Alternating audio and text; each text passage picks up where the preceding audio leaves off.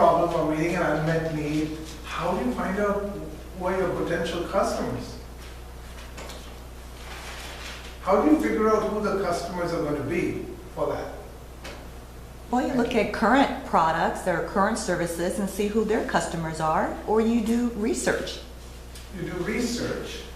You look at who are these people using, you mean current products that you offer or other people offer? Well, if you have a product that is similar to a product that's already on the market, you could take a look at who their customers are, who are they marketing to. If you have a product that's like completely brand new, then you got to do research. You got to go out, interview people, and talk to them and say, hey, would you even like this idea? What should it look like? How much would you pay for it? So you're doing your own individual research. So, yeah, so very good. So Sam's talking about if there's a product that is already there, like what you're offering, you can find out and ask people about that. Or if it's something that's not being offered at all, and it's something brand new, you have to do your own research. But what if you didn't have the product or service, you just had this idea, and with this idea, I'm not sure. How do you find out who the customers potentially could be? It could be from observation or experience you have. So you know who, for instance, the development process that I came up with is after 2 years of software engineering. There are processes in the market in use now, but there are some gaps that they have that are not met. Sometimes for some good reason. So I look at what are the good reasons and these gaps, can you still maintain the good reasons and still offer these other values that are not there. So it could be something out of the experience. It could be something, let's say for instance, people who have problems with the in Puerto Rico. There are some things the experience you have during that process that you can turn into a great idea or service.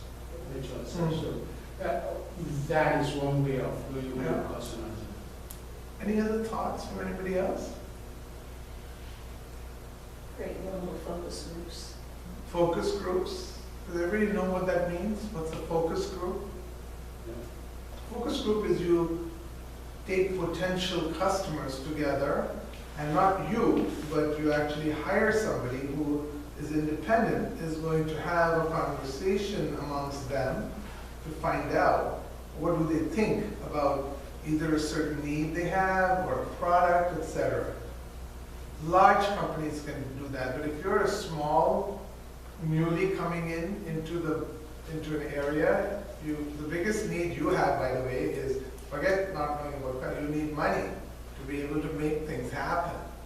So you need to be thinking about how will you find out who your potential customers are. Here I had some thoughts.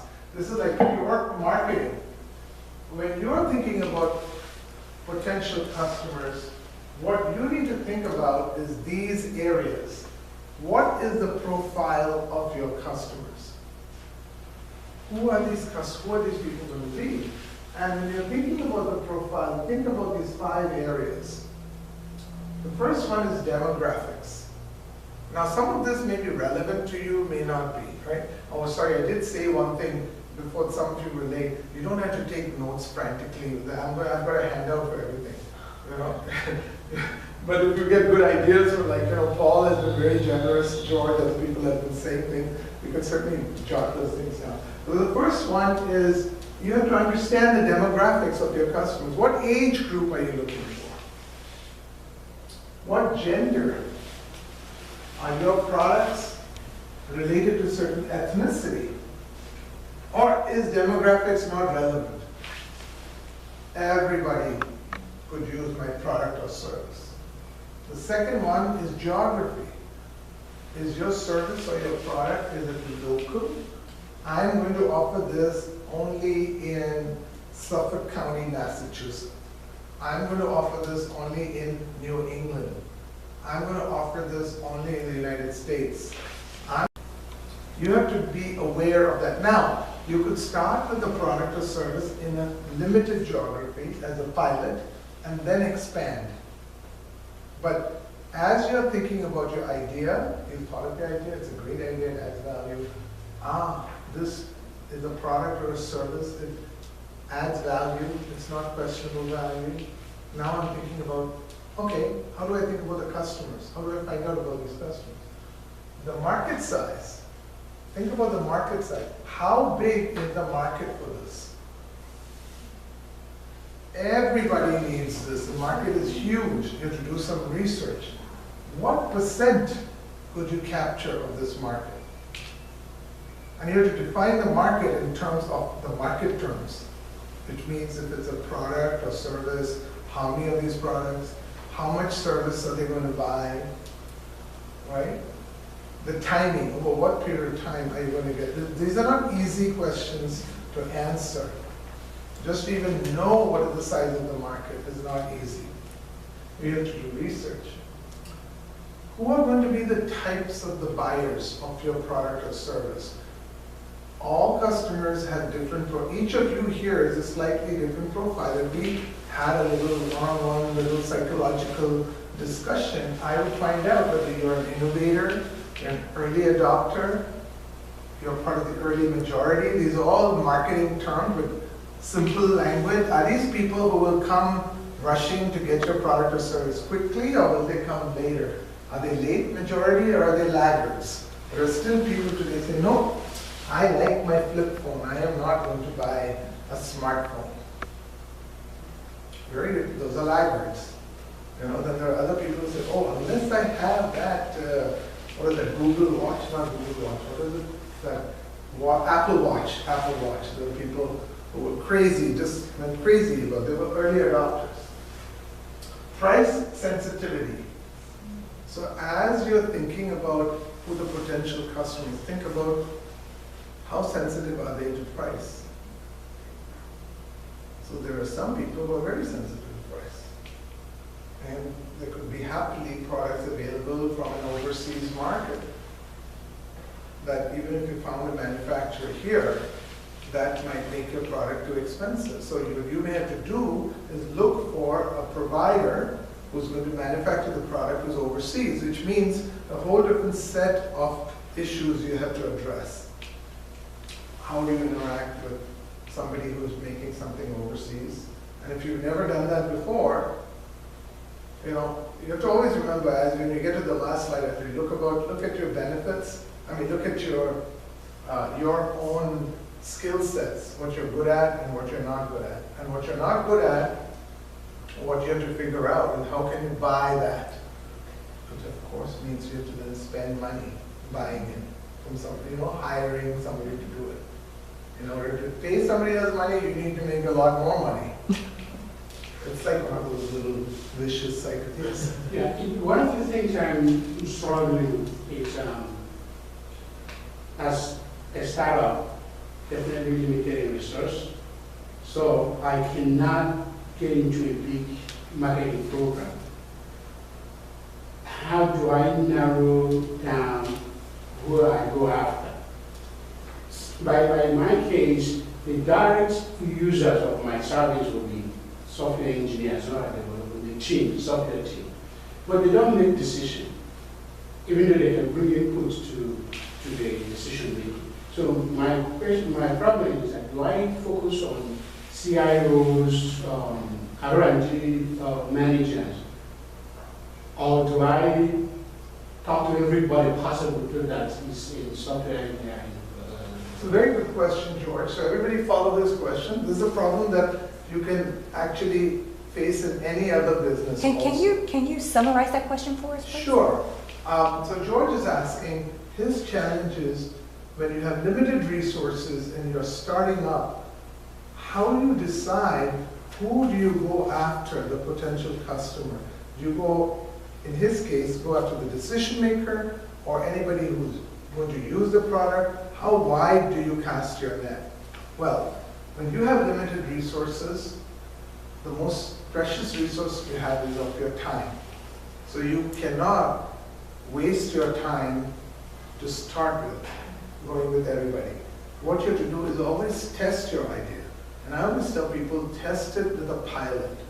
And as you define your pilot, you still have to ask those questions. You say, maybe I'm going to test this service, for example, in just this local area. And in that area, as I'm testing it, these are the people who I am going to ask about this. Now, you always need to make sure you get to two key people. One is the decision maker, no matter why, because they're the ones who's going to write the check and give you the money. And the second is, who is going to be the key influencer? So you could get your foot into the door through that influencer. Not talking to everybody in the department or whatever, like if you're selling a service, like, you're talking about software evaluation services, Find the right person, and that's also not easy to do. Finding that person and the decision maker. Of course, if you can get to the decision maker is a smart decision maker and can see the value of what you do, it's one thing. But if the decision maker is the kind of person, you really don't know how they make their decisions. Are they do it by being influenced, or do they just tell people? Most good executives will not be just telling people, oh, you have to go do this. So you have to still look at, from a geography and demographic standpoint, applying different criteria. Absolutely. So try it. If that works, now it might work with some customers, it may not work with others. There's a whole lot of moving parts to it. And there are also Me Too buyers. They'll say, oh, they're using this service, and then that customer whom you have satisfied could be your reference. And you use references. The way you grow your initial market that you've got access to is through references. Does that help? Sure. Why is it important to understand who your potential customers are? Because once you understand who they are and you define them, then you can develop a marketing approach. So it's not that the first part is marketing. That's part of your research and understanding. Because once you define them, you say, okay, now how am I going to approach them? We actually went into a little bit of the depth of the answering of, that would be one of the tactics you would use. You would also then decide what sales channels you're going to use. Does everybody know what a sales channel is? A sales channel is, it's one thing you have a product, another thing to market it, but something or somewhere they have to get to the person who's going to buy it. So a sales channel is distribution through a distributor, through a retailer, through an online system. All of those are different sales channels. Sales people, sales rep, people who work on commission. Social media. Social media, that's part of the whole online method of reaching someone. Of course, the most important marketing and initial sales channel, you don't have anybody, is you, right? And of course, if you've got friends and family involved, then they are part of your sales channel, right? And the third reason why it's important is, besides being clear on how to do the marketing and the selling, is your operations plan. How are you going to roll this out? What are you going to do over the first 3 months? How are you going to do it? What are you going to do in 6 months, in 1 year, in 2 years? Maybe within 3 years there might be some disruptive technology. You have to be prepared for what you would do. So what happens in 3 years, if you only sort of open your eyes in 2 years and 9 months, forget it. You better be thinking about the 3 years within the first 9, 10 months. It's difficult because you have to live in the today and think about the tomorrow. Yes? Do you care to elaborate a little bit more how to use the social media from the marketing approach and sales channel perspective? For example, you present this very nice seminar. How do you reach people like us to know at this time, this location, we will be able to sign up? How effective it is? So I give you a very simple, straight answer for that, because if you get involved with SCORE, one is there are specific counselors who have very specific marketing and social media skills. We also offer workshops on how you use social media, and one-on-one a counselor. I don't mean to, this, because I'm not doing a social media thing, and even though I do have a marketing background, I'm not conducting a marketing course, but that's how I do. I would ask you, Jack, Jack, right? Jack, you sit down and say, okay, let's just talk about that specific idea that you want to convert. Say you do seminars and education seminar, how do I convert that into a business?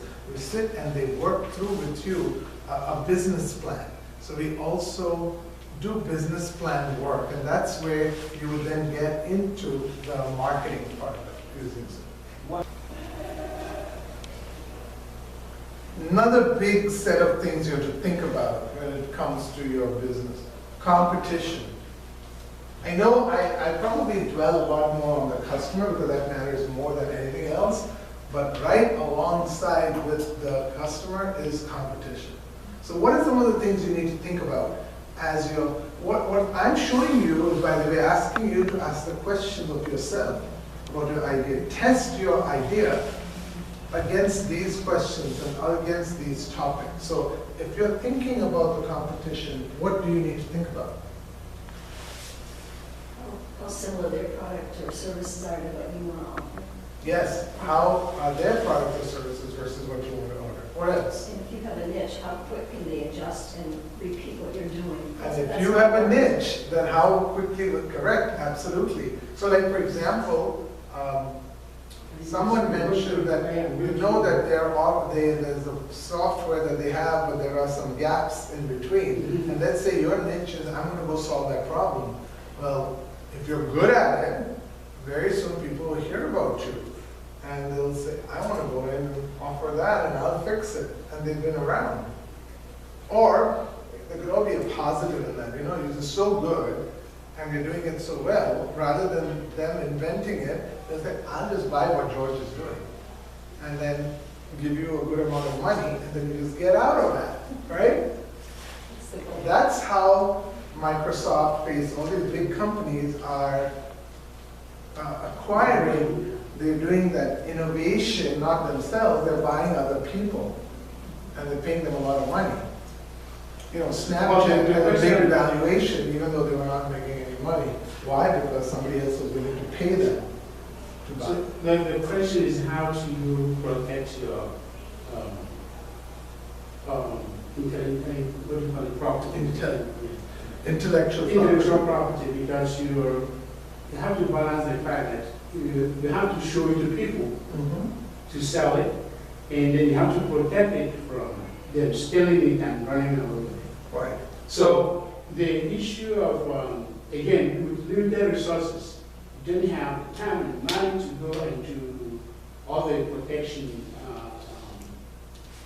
So if you're coming up with an idea of a service that is unique, and you want to do some intellectual property protection, one of the services that you have to buy is to connect with an IP attorney. And they would tell you, that's another whole, we could spend 2-3 hours talking about just introducing you, which I'm not an IP person, but yeah, that's what you have to do. And yes, that will cost some money. Yeah. And if it's such a good product or a good service, well, you'll get that protection by working through the process. And it's not easy. It takes a long time to get a patent, whether it's a patent for a product or service. So these are very good questions, but I'm just asking them. So coming back to the competition,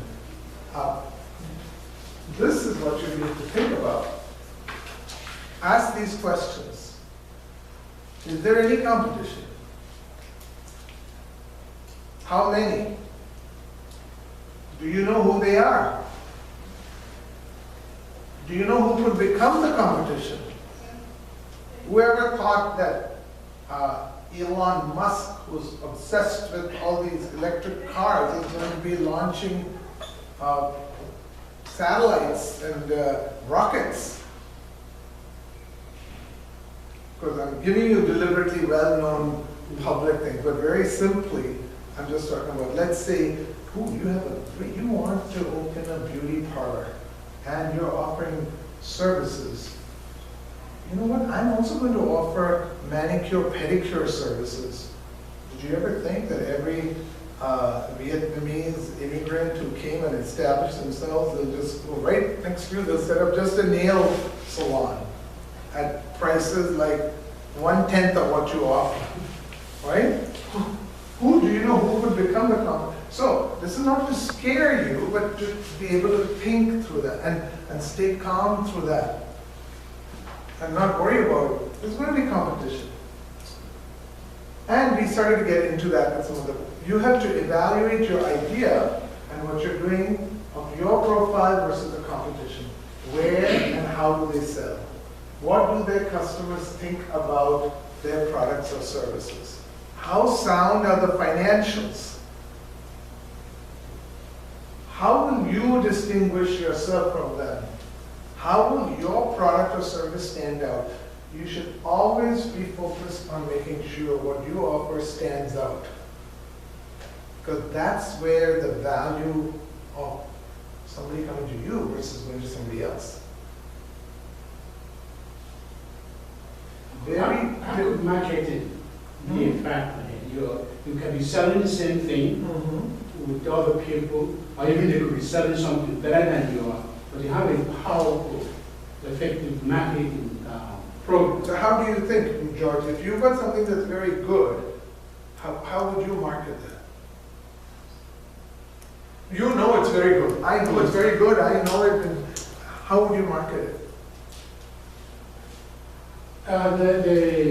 It depends on how much I have to spend. But the ultimate goal is to get it to the customers you have identified. Let them know what you have, everything about it, including how you package it. Because I could be selling the same donut, like talking donut. So you would have, if it's just you you've got a product or a service that you have never sold to anybody, you have to make sure you have the right approach and the fulfillment materials to use to get to the customer. Your first customer, first paying customer is very important. After that, besides you, the best marketeer of your service or product is that first customer. When people start off something new and they've got a great idea and they're going forward, they tend to view pricing as a tool to attract people to come by pricing it less. That's one of the biggest mistakes of entrepreneurs. Never, never, never underprice what you're offering. Because the minute you underprice, it's very hard to then move it up. Because eventually, then people want that to come down. So if it's already down, you're just going to go further down. Well, what are your thoughts about offering a coupon on your product? Yes, discounts. So a Groupon or a discount, Groupons work very well in the retail business. And in the retail business, if you are one of hundreds of people offering it, it's a good limited time competitive tool to use. But if you, we have a family friend of ours who's owned a spa. I just got this little WhatsApp today. 10 years she's had this salon, you know. And one of the things she's always said ever since the Groupon thing came about, my God, there are more people who want to come in and they want to use their Groupon. And just getting those Groupon customers through, you know, because eventually, she says, that doesn't add any value in terms of making money. She just breaks even. It's just her hope is, and hope springs eternal, you know what I'm saying? That these people will come back because they'll like the service and they'll come back again and then they'll pay the regular price. So if you're going to use discounting techniques, that's another, sorry, but that's another whole separate sales conversation about it. So Groupon just happens to be the in thing for the last 4 or 5 years. And when you're thinking about the competition, could Big Brother take over your idea or product? And maybe you might say, yeah, they could, but you might be open to that. You might want to be open to a buyout. I get it going, I make money over the next 5 years and then take care of it, I don't need it anymore.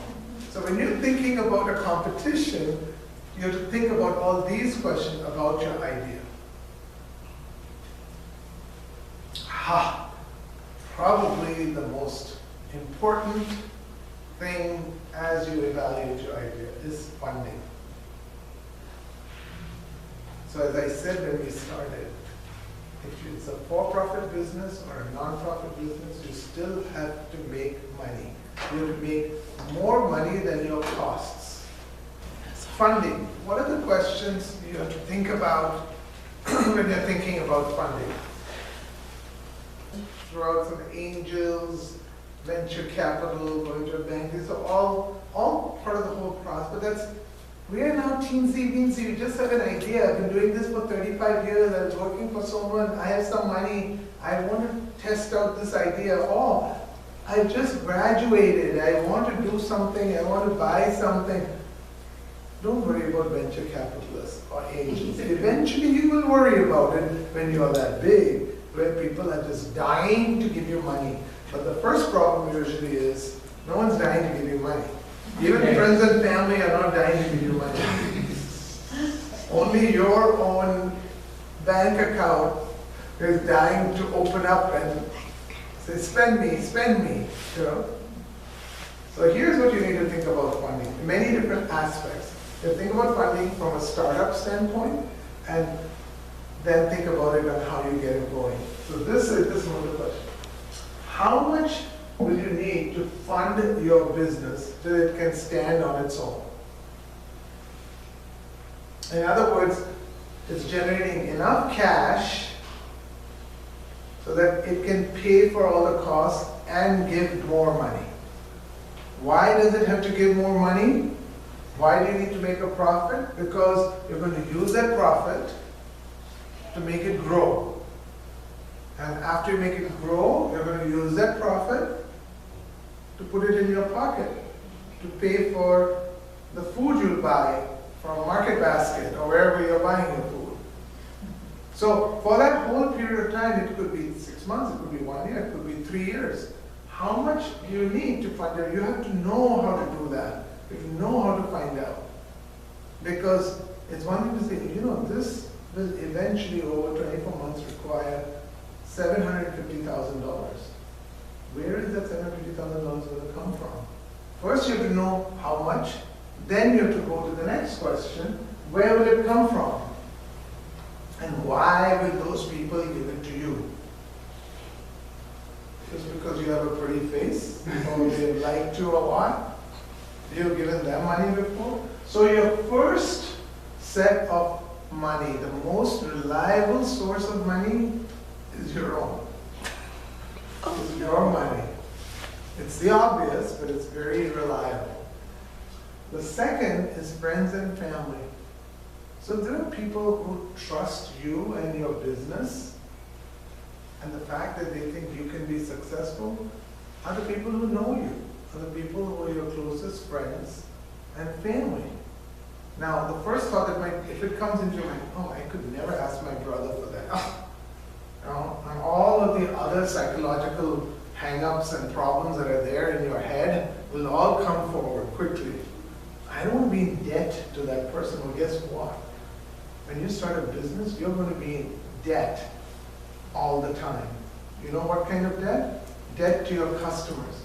Because unless your customers buy your product, they're not going anywhere unless they buy your service.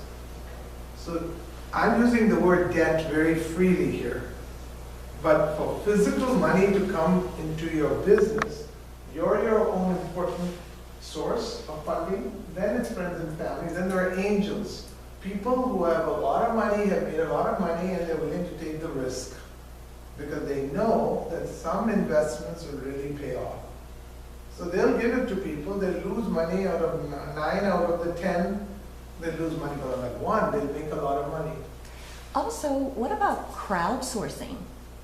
Yeah, there are ways of getting money using techniques that are there online, like GoFundMe and all that. But that's almost like when you have like, that is I put that in the category of how do you use social media for marketing and for funding.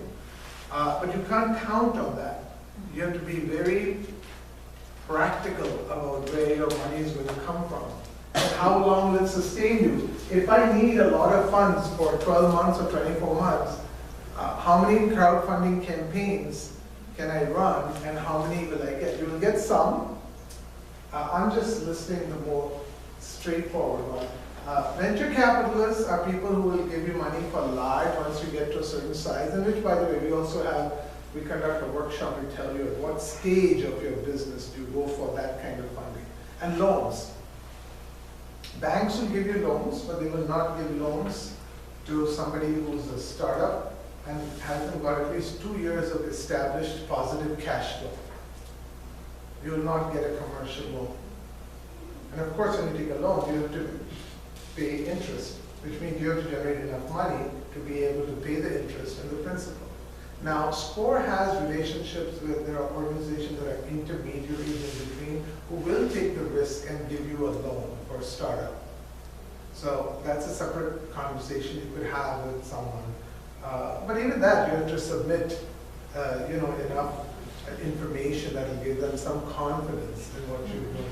Is that separate from the SBA? What is Those that? intermediaries. Those are separate organizations. The SBA is just an introductory. Yeah, but they also guarantee loans. They only guarantee loans. Yeah. SBA doesn't hand out any money. Yeah. Could you just quickly say what SBA is? SBA is a Small Business Administration. It's a federal agency. Under the agency that helps start SCORE. The most important thing I can tell you when you think about funding is cash flow. Cash is king. You have to know, will the cash sustain the business and then give you plenty of money to live on? Doing a cash flow forecast is very, very, very, very, very, very important. Don't be scared of numbers. Accountants do numbers, but you have to know where the cash is going to come from, how much you will spend, and how much will be left over.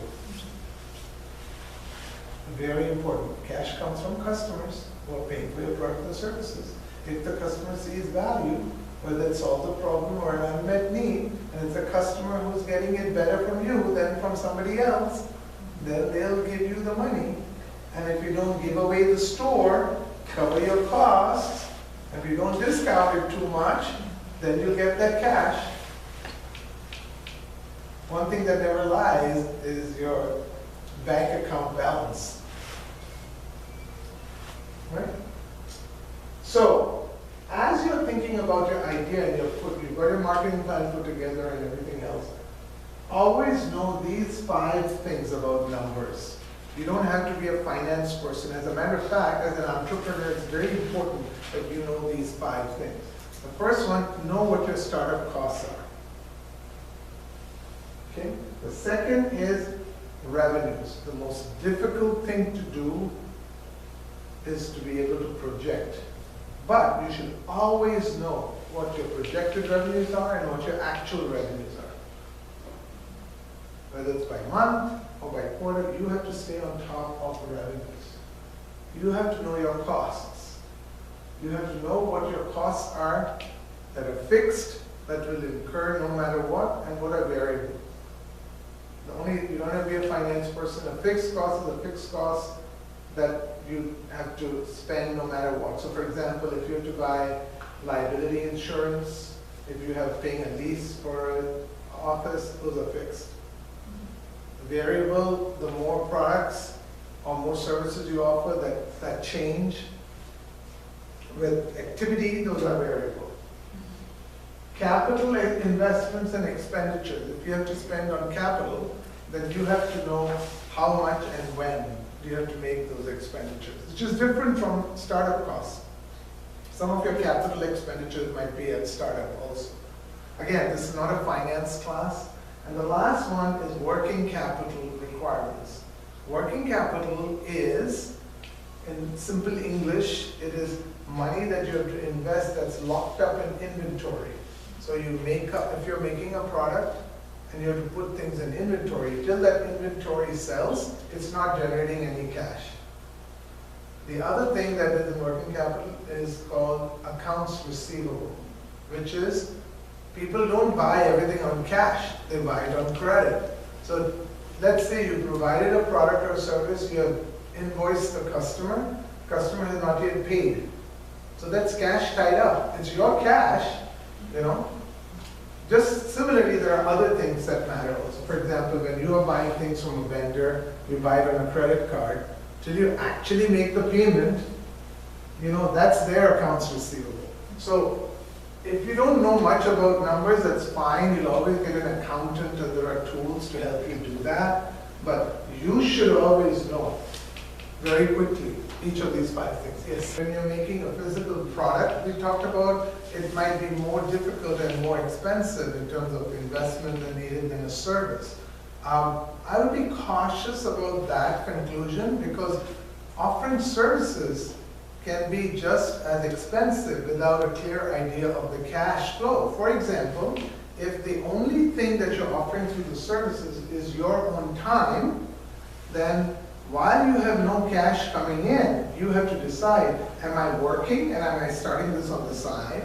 How much time have I got cash coming in from something else? If I'm going to do this full time, then I have to have funding or some startup costs in the bank so I can live my life, so I can pay my rent or my mortgage and my electricity bill while I'm offering that. And after you deliver the service, then that company will take time to pay you. So there could be a huge gap from the time you collect your cash. So that's why cash is very important. So keep that in mind. Services are not necessarily cheaper, because you're also going to use your time to sell your service, market it, and if you hire somebody else to do something, just imagine if you are an architect and you want to sell architectural services. You may not want to be able to do everything yourself. You may need just someone, a lower level person, who's going to do, say, the drawings or prepare the stuff that you do, but you have to pay that person. So services, never underestimate what it might cost, and you have to do a forecast and even for services. It's both of them. Always keep that in mind. So we're coming almost to the close. This is the last topic, probably the most important one, and it's personal. Everything is ultimately, when you start a business, this is the most personal thing. You have to do a good amount of research, in-depth research with yourself, by talking to yourself. Don't do it loudly, because people say, what's wrong with that crazy woman or man, and then test that with somebody who knows you well, it could be a spouse, it could be a sibling, it could be a parent, it could be anybody, Test what you have concluded by asking these questions of yourself.